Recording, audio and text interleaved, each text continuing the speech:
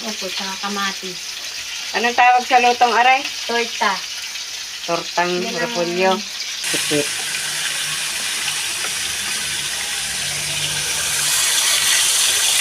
Doon ko na po binabasa at para po magaan-gaan. Dahil pag dito po mabigat po.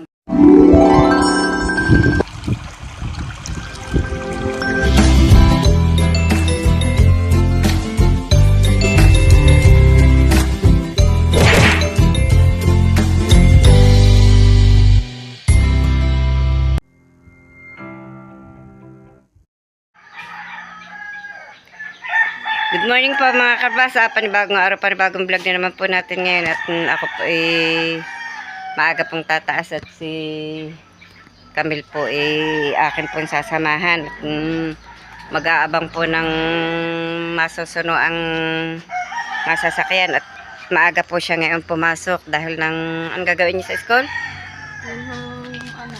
Designer. Props at saka yung Magdi-design daw po ng mga props at saka po sa BKD. at siya po may katungkulan po sa kanilang room. Kaya po yun, dalit. Baka dumana ang iyong ate Cherry. Okay, kisuno po kami doon sa aming pamangkin na nagtatrabaho po doon sa munisipyo. Aray ko. Dumulas po ang aking paa.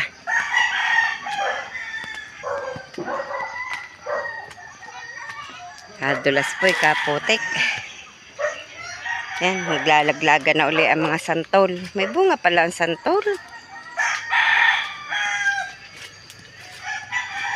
Kundi nga po ako maaga pong nagpakain ng baboy at si Narobili ni aalis din po at ihahatid po si Hali sa school.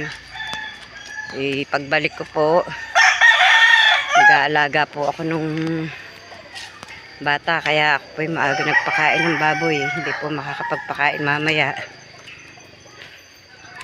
Hindi pa nga po ako nakakawalis ng harapan.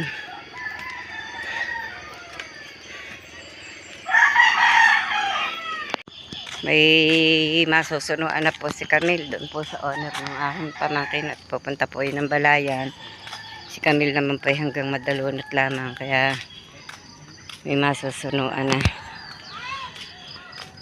Aba, maaga ang eskwela. Ninabangan mo biyahe? Gaabang ng biyahe.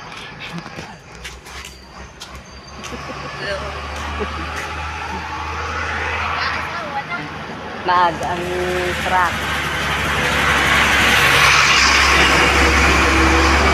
Maaga po ang truck.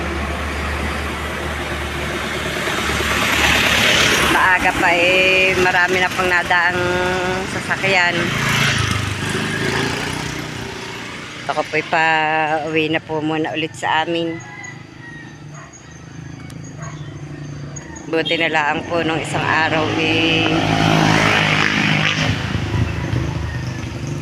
nung kami pinagpa-deliver ng pakain, may taklob na po ang aming pakain.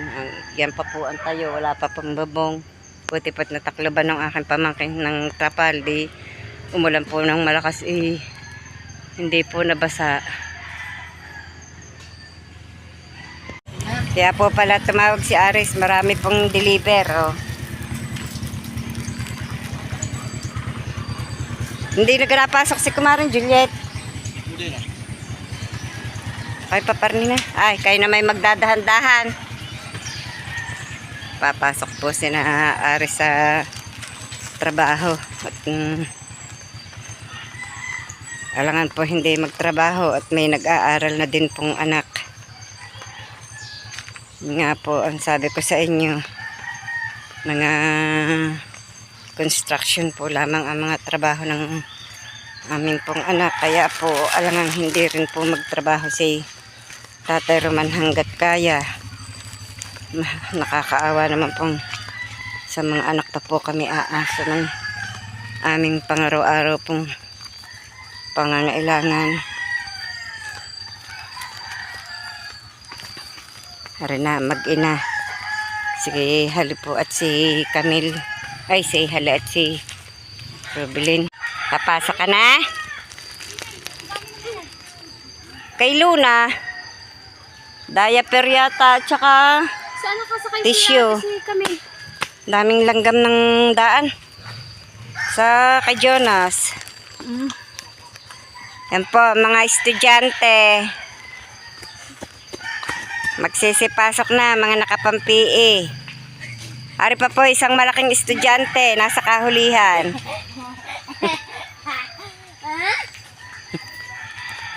Nasa kahulihan, pinakamalaking estudyante. Ito tayo nasa inyo? Pinanghabili na ang bata. Hindi po makabilis ng lakad at madulas po ang aming daan. Yan. Naku po, hindi po ako makakakapit. Hindi makakakapit po dito sa hawakan. May hawak pong parehas ang aking kamay. Sana po'y wag madulas. Yeah. Nang. Kagabi po ang lakas na naman ng ulan kaya po madulas na naman ang aming daan. Tapos madami pong dahong laglag. Kaya po madulas. Kung wala pong mga dahon na mga ganyan po, hindi po yan madulas ay may dahon po. Nagputik na rin po ang aming daan. Oh. Ito po ay nadadala po ng baha. Yan, lupa pong yan. Naiipon po dito. Kaya po nagpuputik.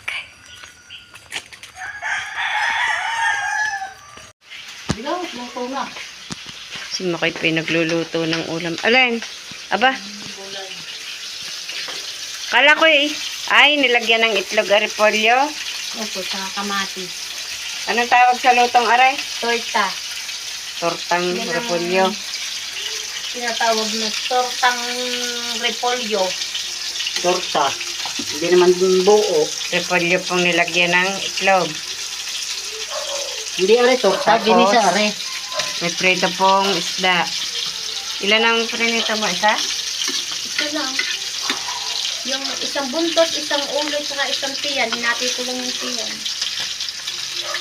Yan po ang ulam namin po ngayong hapunan. Sira na naman ang diet. Sira na naman po ang diet ni Makoy.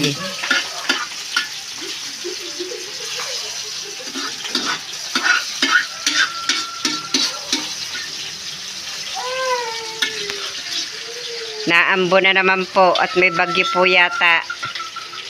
Ano ang pangalan ng bagyo? Krising? Kriseng?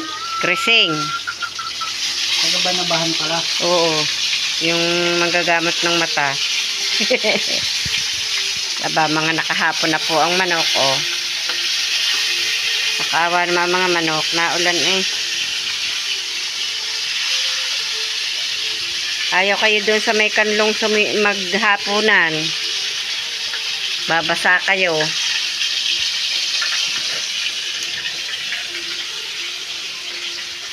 Si Camille po'y wala pa. Ay, nasa na daw sila nang bumalik. Hindi na bumalik at may susundo na daw. Lalaki ang naiwang iyon. Joseph, anak ni Garden. Si Toto. Madilim pa po din. Hindi pa po nailaw yung aming maliit na solar. Hindi nakakabili ng bombilya para mailagay doon. Nandiyan na sila kami. Diyan na nga. Umugong na ang jeep eh. May natira pa po kami kaninang tinolang sayote. Yan. Maya po makakakain na po kami ng hapunan. Tingnan nyo po si Makoy. Nagtira na po ng kanyang pang-ulam po sa umaga. Pambaon daw po niya. Mama, ipunta mo na sila at ako nanonood ng tala. Mahalang ulam sa kantin.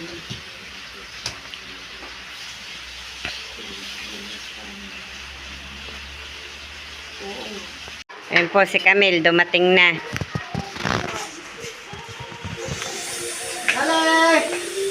Kakain na daw. Sige sa amin. Sakto po ang dating, kakain na. Ang dami. Kumwari ka pa. Ang dami nga. Ang sakit. Walang Diyos. La. Ay, kakain na, kordapya. Kakain na. Na. Kain na kayo. Magaling na ikaw. Hala! Yeah. Chat ka naman ang chat eh. Hindi. Nagsising. Napaka ulan po ngayong araw na ito. Magdamag na pong ang lalakas ng iniuulan kagabi. At nandito na po yata ang bagyong sa Kirising. Yan, mababali na naman po ang mga sanga ng ipil na yan. Basang-basa na po ang mga dahon eh. Naulan po ngayon. Ako po magpiprito po muna ng isdang pang ulam po namin. Hindi pa po nag-aalmusal eh.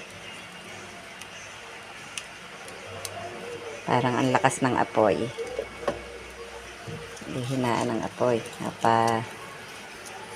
Malingas po ang gatong eh. Malingas po ang gatong. Prito po tayo. Madilim po, kulimlim. Araw na araw, madilim.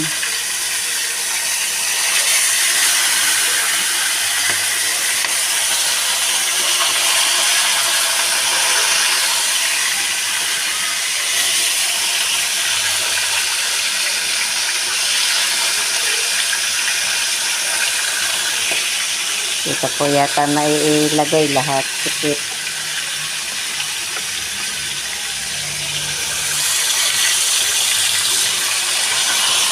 Lagay na po. Para po isang halalaan.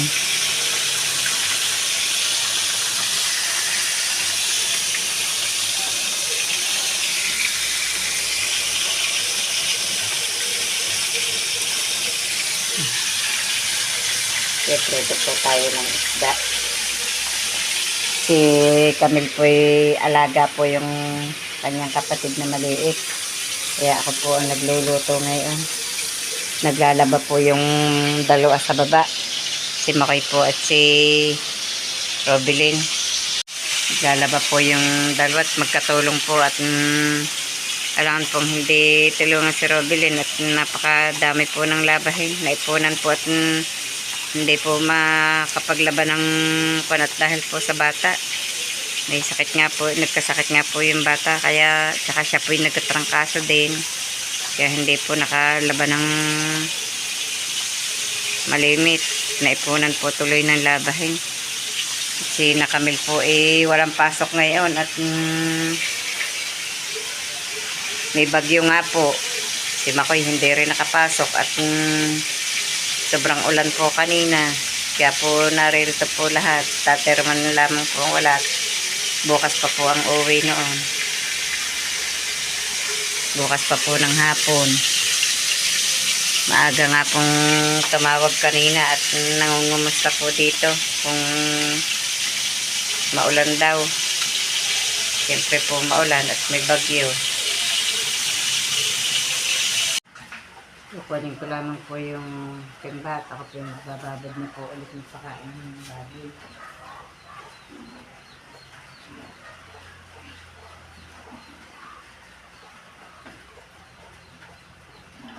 Ito po yung lagay. Basa. Nakapit dito ang langit punasan na yun. Yung isa.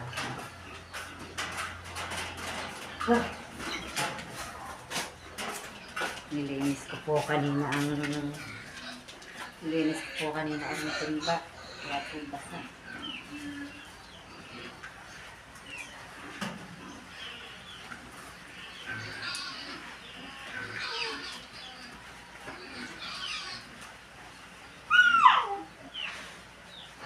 nakakapit po ang pakain din sa pagkain ng lagyan.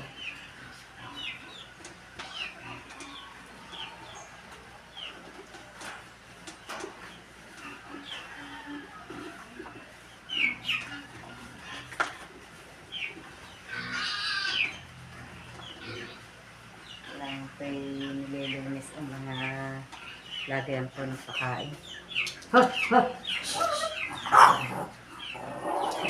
Pasok po ang manok.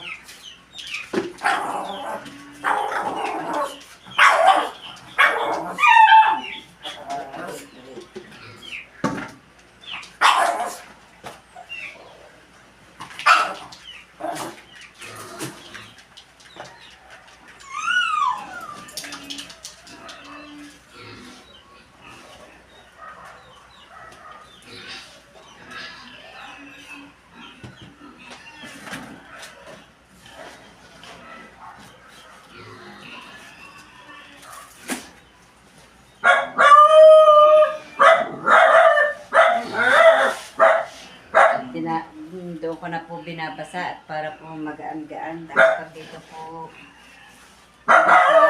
mabigat po ang pagdadala.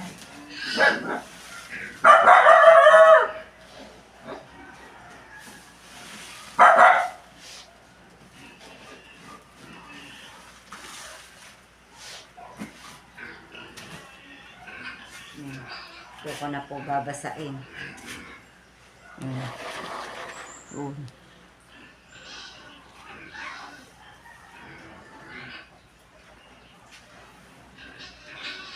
Maputik po eh.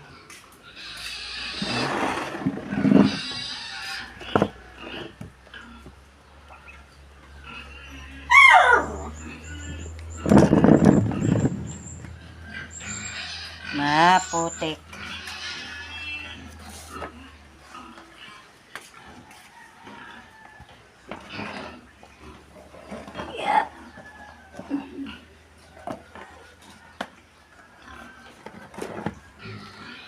Kung bababad pa po ito at para po mamaya pag nagpakain ay basta na lamang po lalagay.